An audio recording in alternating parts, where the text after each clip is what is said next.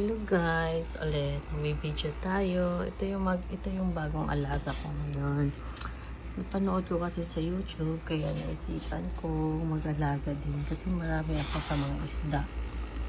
Noong una bumuli ako ng trio, dalawang babae, isang lalaki.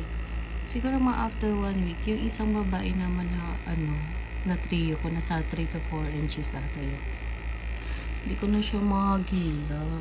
Sabi, baka nakatakas. Kasi diba, umaakyat sila. So, ang natira, isang babae, isang lalaki. After a week naman, namatay yung isang babae. So, ang naiwan ay isang lalaki. So, medyo ito, siya yung naiwan.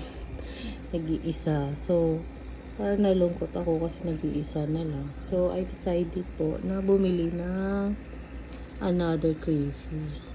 May nabilhan ako 150 each. So ito yung binili ko. Hindi ako sa kanya ng 4. So 600 lang na bayaran kasi tag 150. So nasa 2 to 3 inches ata ko yun.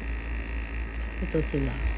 So yan, nagtatago. So tapos naglagay ako ng mga madaming hides. Para naman sila mag-away-away dyan kasi nilagyan ko nitong shell na to na gumagapang para patulong maglinis ng aquarium nila. And then ito aquarium nito, dito ko sila start nilagay, kaso hindi ko sila nakikita kasi yung buhangin nasa ilalim, pero kumukot-kot sila dun sa ilalim. Swerte naman, binigyan ako ng kasama ko sa trabaho ng aquarium na to na medyo may kalaparan. So, naisip ko, ilipat ko sila para mas malaki yung nila, gagapangan. Yan.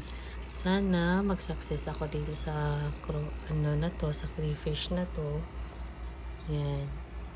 Para mapadami natin sila tulad ng mga isda natin. Meron nga pala akong mga guppies. Meron din. Yan. May Oscar ako. Yun, dito pa ibang mga guppies ko.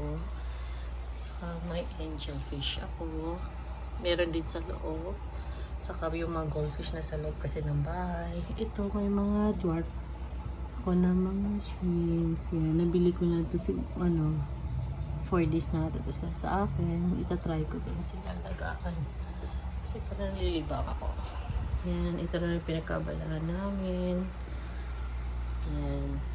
Ito siya yung madami na to guys. Sa loob ng bahay.